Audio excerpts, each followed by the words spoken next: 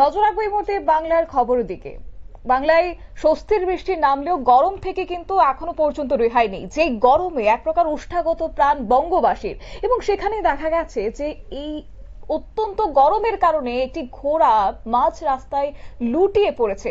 কিন্তু সেক্ষেত্রে এই একটি ভিডিও সোশ্যাল মিডিয়া জুড়ে ভাইরাল হয়েছে। এই তপ্ত গরমে যেখানে সেই ঘোড়াটি লুটিয়ে পড়েছে, সেখানেই তার মালিক রীতিমতো এই ঘোড়াটিকে টেনে হিঁচড়ে তোলার চেষ্টা করছে। আর এই ভিডিও ভাইরাল হতেই সরব হয়েছে পশুপ্রেমীরা, এবং সেই মালিকের বিরুদ্ধে এবার কড়া পদক্ষেপ গ্রহণ করতে চাইছে। তাই এবার মামলা দায়ের করা হয়েছে তার বিরুদ্ধে, ঘোড়ার মালিকের বিরুদ্ধে। ভবানীপুর থানায় অভিযোগ পর্যন্ত দায়ের করা হয়েছে। বিস্তারিত জানাবো, আমাদের সঙ্গে যুক্ত হয়ে গেছে প্রতিনিধি রাজীব দত্ত। রাজীব, কি জানতে পারছো? দেখো, প্রথমেই বলি যে গত কয়েকদিন ধরে কলকাতায় ব্যাপক গরম, জানো যে তাপপ্রবাহ হচ্ছিল। কলকাতায় গরমে অতিষ্ঠ সব মানুষ এবং জন্তু জানোয়ার পশু পাখিরাও তারা অতিষ্ঠ হয়ে পড়েছিল। গতকাল কিন্তু কলকাতায় প্রবল বৃষ্টি হয়েছে এবং অনেকটাই স্বস্তি হয়েছে। তো তারই মধ্যে এই যে ছবিটা দেখছো, এটা 24শে এপ্রিলের ছবি। সেই জানো যে যারা ভিক্টোরিয়া যায়, ভিক্টোরিয়া মেমোরিয়ালের সামনে ঠিক এই রকম এই যে ঘোড়ার গাড়িগুলো দাঁড়িয়ে থাকে, এবং সেই ঘোড়ার গাড়িগুলো যারা পর্যটক যায় তাদের চাপিয়ে নিয়ে তারা এতে টাকা অ্যামাউন্ট নেয়, বড় টাকা নেয়, নিয়ে তারা ওই এলাকায় যারা পর্যটকদের ঘোরায়। তো এত গরমের সময় এই ঘোড়াটি যখন পর্যটক নিয়ে ঘোরাচ্ছিল, যেহেতু রেড রোড দিয়ে এই ময়দান অঞ্চলটা দিয়ে ঘুরিয়ে আনে, এবং সেই সময় ঘোড়াটি অসুস্থ হয়ে পড়ে, অর্থাৎ ঘোড়াটি কিন্তু মানে মরণাপন্ন অবস্থা হয়ে যায়। তখন দেখছি যে ছবিতে কিন্তু দেখা যাচ্ছে যে প্রায় তাকে ঘোড়াটাকে টানা হেঁচড়া করছেন, তাকে ওঠানোর চেষ্টা করছে, সে উঠে বসে। এই যে ছবিটা, কিন্তু এটা কি পশু সংগঠনের পক্ষ থেকে এটাকে মানে ছবিটা তোলা হয়েছে, তারা পেয়েছিলেন এবং তারপরেই তারা তাদের সোশ্যাল মিডিয়াতে হ্যান্ডেলে দেন, এবং সেটাতে অভিনেত্রী পূজা ভট্টও কিন্তু এটাকে ফরওয়ার্ড করে। এবং এই ঘটনার পর যে অভিযোগটা উঠেছে, যে এই ভিক্টোরিয়ার সামনে যে ঘোড়াগুলোর দীর্ঘদিনের অভিযোগ, যে প্রচুর প্রায় 100 থেকে 150টা ঘোড়ার গাড়ি থাকে। যারা যায় তারা জানেন যে তারা ওখানে ঘোড়ার গাড়ি চাপেন অনেকে, কারণ এটা ওখানকার পর্যটকদের, ভিক্টোরিয়ার সামনে পর্যটকদের কাছে একটা বড় ময়দানে বড় আকর্ষণ। রাত্রিবেলায় তারা এই শহরটায় ঘোরেন, অনেকে দিনের বেলায় রাত্রিবেলায় ঘোরেন। তো সেই ঘোড়াগুলোকে ঠিক মতো পরিচর্যা করা হয় না, তাদের চিকিৎসা করা হয় না। এই নিয়ে কিন্তু বারবার পশুপ্রেমী সংগঠনের পক্ষ থেকে কিন্তু সরকারের কাছে অভিযোগ করা হয়েছে, পুলিশের কাছে অভিযোগ করা হয়েছে।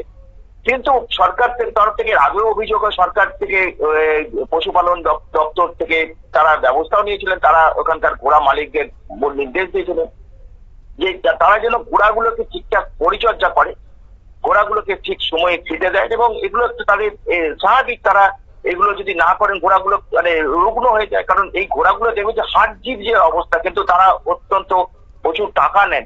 যদিও ঘোড়া মালিকদের তারা বলেন যে তাদের অত টাকা এখানে ইনকাম নেই, কিন্তু দেখো এই যে ঘটনাটা একটা হৃদয় বিদারক ঘটনা।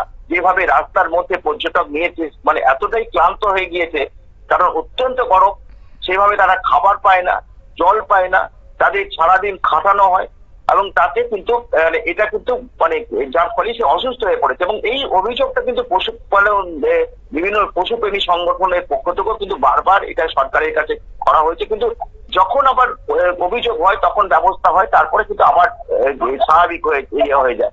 এর আগেও দেখেছি যে ওখানে ঘোড়া এরকম অবস্থা ছেড়ে দিয়েছে, যে ঘোড়াকে চাপা দেওয়া হয়েছে, এরকম ঘটনার পর হইচই পড়ে গিয়েছিল। আবার কিন্তু এই ঘটনাটা গত 24শে এপ্রিল এই ঘোড়াটি মানে এইরকম অবস্থায় পড়ে, এবং তারপরেই কিন্তু পশুপ্রেমী সংগঠনের পক্ষ থেকে এটাকে ভবানীপুর থানায় কিন্তু মামলা করা হয়েছে, এটি অভিযোগ দায়ের করা হয়েছে, যার কেস নম্বর হচ্ছে 90/25। এবং সেখানে কিন্তু ভবানীপুর থানার পক্ষ থেকে বিষয়টাকে জানানো হয়েছে যে তারা এই নিয়ে মামলা করছেন।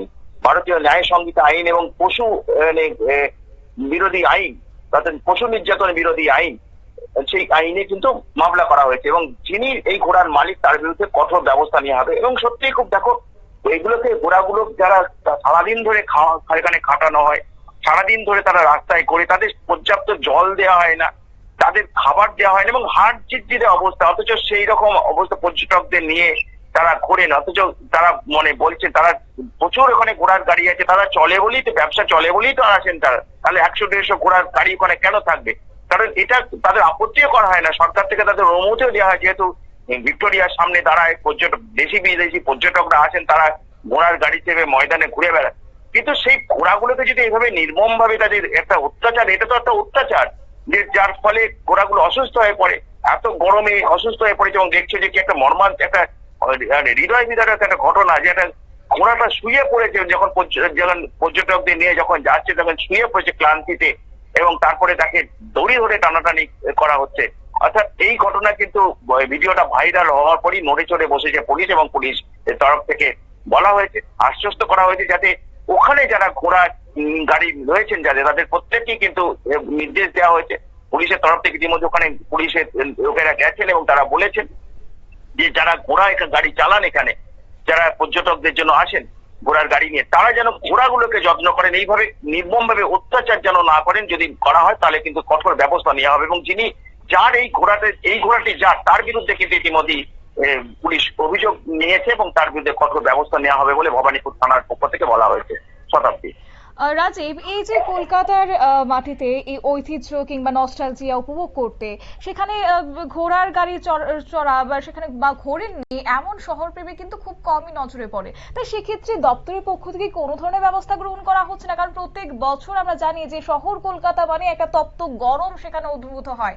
তাই এই ঘোড়াগুলি একদিকে তারা খাবার পাচ্ছে না, জল পাচ্ছে না সঠিকভাবে। তাই সেক্ষেত্রে দপ্তর কি আদৌ এই বিষয়গুলির দিকে নজর দিচ্ছে না? কারণ যদি নজর না দেয় তাহলে তো আগামী দিনে এই নস্টালজিয়া গুলো হারিয়ে যাওয়ার পথে হবে।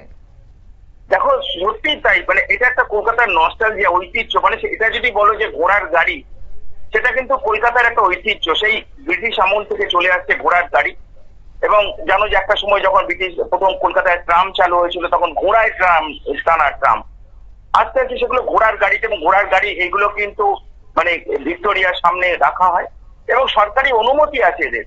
কারণ যে ভিক্টোরিয়ায় যেহেতু এই অঞ্চলটা একটা ঐতিহ্যশালী একটা জোন, দেশি বিদেশি পর্যটকদের কাছে অত্যন্ত আকর্ষণীয়, এবং ভিক্টোরিয়া ময়দান এই অঞ্চলগুলোকে সাজিয়ে তোলা হয়েছে, ওই পুরো জোনটাকেই ট্যুরিজম জোন।